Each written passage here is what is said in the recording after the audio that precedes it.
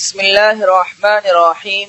صرف 5 منٹ کا مدرسہ قرآن و حدیث کی روشنی میں 19 ذی الحجہ۔ نمبر 1، اسلامی تاریخ۔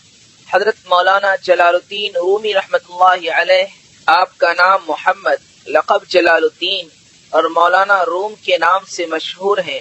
بلخ میں 6 ربیع الاول سن 604 ہجری کو پیدا ہوئے۔ آپ کے والد شیخ محمد بہاؤالدین اپنے زمانے کے بڑے عالم اور مشہور بزرگ تھے۔ ابتدائی تعلیم اپنے والد سے حاصل کی۔ بادشاہ وقت کے کسی بات سے ناراض ہو کر وہاں سے شیخ بہاؤالدین اپنے بیٹے جلال الدین کو لے کر قونیہ چلے گئے۔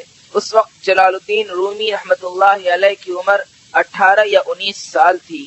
آپ نے قونیہ میں تقریباً 8 سال مختلف اساتذہ سے علم حاصل کرتے ہوئے ملک شام کے علمی شہر حلب کا رخ کیا اور مدرسہ حلاویہ میں رہ کر شیخ عمر بن احمد اور بعض دوسرے مدارس کے ماہر و ممتاز علماء کی خدمت میں رہ کر تمام علوم میں مکمل مہارت حاصل کی۔ اس وقت مولانا جلال الدین کی عمر 40 سال ہو چکی تھی جب ان کے والد محترم کی وفات پر سید برہان الدین ترمذ سے ان کی تعزیت کے لیے تشریف لائے تو ان کا امتحان لے کر فرمایا کہ بس اب علم باطن رہ گیا ہے، تمہارے والد کی امانت اب میں تمہارے حوالے کرنا چاہتا ہوں۔ چنانچہ 9 سال تک مولانا رومی نے ان کی صحبت میں رہ کر علم باطن اور معرفت و سلوک کے مراتب طے کر لیے۔ نمبر 2، اللہ کی قدرت۔ ستارے۔ رات میں کھلے آسمان پر بے شمار ستارے چمکتے ہوئے نظر آتے ہیں۔ ان ستاروں کی چمک اور روشنی سے آسمان بڑا خوبصورت دکھائی دیتا ہے۔ خود اللہ تعالیٰ فرماتا ہے، ہم نے آسمان دنیا کو روشن چراغوں سے زینت عطا فرمائی۔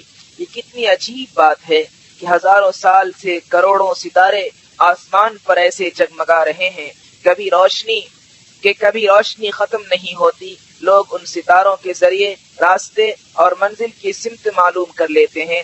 آج کی ترقی یافتہ زمانے میں بھی رات میں جہاز کے کپتان ستاروں کی مدد سے رخ معلوم کرتے ہیں۔ ان ستاروں کا برابر چمکنا اور وقت مقررہ پر نکلنا اللہ کی قدرت کی عظیم نشانی ہے۔ نمبر 3، ایک فرض کے بارے میں، تقدیر پر ایمان لانا۔ رسول اللہ صلی اللہ علیہ وسلم نے فرمایا، ہر چیز تقدیر سے ہے، یہاں تک کہ آدمی کا ناکارہ اور ناقابل ہونا اور قابل و ہوشیار ہونا بھی تقدیر سے ہے۔ فائدہ، تقدیر کہتے ہیں کہ دنیا میں جو کچھ بھی ہو رہا ہے، اچھا ہو یا برا، وہ سب اللہ کے حکم اور اس کی مشیت سے ہے۔ اس کو اللہ تعالیٰ پہلے ہی طے کر چکا ہے۔ ہمارے اوپر اس کا یقین رکھنا اور اس پر ایمان لانا فرض ہے۔ نمبر 4، ایک سنت کے بارے میں، خوشبو کو رد نہیں کرنا چاہیے۔ رسول اللہ صلی اللہ علیہ وسلم کو جب خوشبو کا ہدیہ دیا جاتا تو آپ صلی اللہ علیہ وسلم اس کو رد نہیں فرماتے تھے۔ نمبر 5، ایک اہم عمل کی فضیلت، حاجی سے ملاقات کرنا۔ رسول اللہ صلی اللہ علیہ وسلم نے فرمایا، جب کسی حاجی سے ملاقات ہو تو اس کو سلام کرو اور اس سے مصافحہ کرو اور اس سے گھر میں داخل ہونے سے پہلے اپنے لیے دعائے مغفرت کی درخواست کرو، کیونکہ وہ اپنے گناہوں سے پاک و صاف ہو کر آیا ہے۔ نمبر 6، ایک گناہ کے بارے میں، مسلمانوں کے قتل میں مدد کرنے کی سزا۔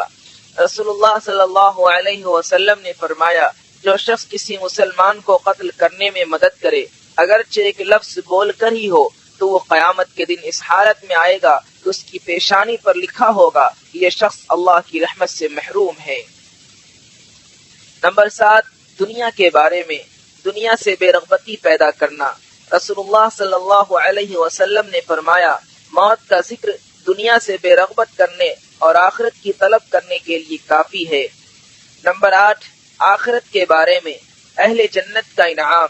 قرآن میں اللہ تعالیٰ فرماتا ہے، اس دن بہت سے چہرے تر و تازہ ہوں گے، اپنے نیک اعمال کی وجہ سے خوش ہوں گے، اونچے اونچے باغوں میں ہوں گے، وہ ان باغوں میں کوئی بےہودہ بات نہیں سنیں گے، ان میں چشمے بہہ رہے ہوں گے۔ نمبر 9، طب نبوی سے علاج، تلبینہ سے علاج۔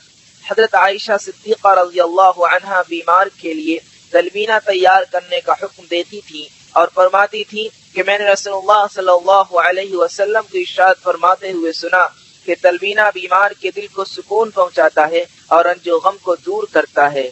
فائدہ، جو کو کوٹ کر دودھ میں پکانے کے بعد مٹھاس کے لیے اس میں شہد ڈالا جاتا ہے، جسے تلبینہ کہتے ہیں۔ نمبر 10، قرآن کی نصیحت۔ قرآن میں اللہ تعالیٰ فرماتا ہے، اے ایمان والو، اللہ سے ڈرتے رہو، اور ہر شخص کو اس بات پر غور کرنا چاہیے کہ اس نے کل آخرت کے لیے کیا آگے بھیجا ہے۔ اللہ سے ڈرتے رہو، اور اللہ تعالیٰ کو تمہارے سب اعمال کی خبر ہے۔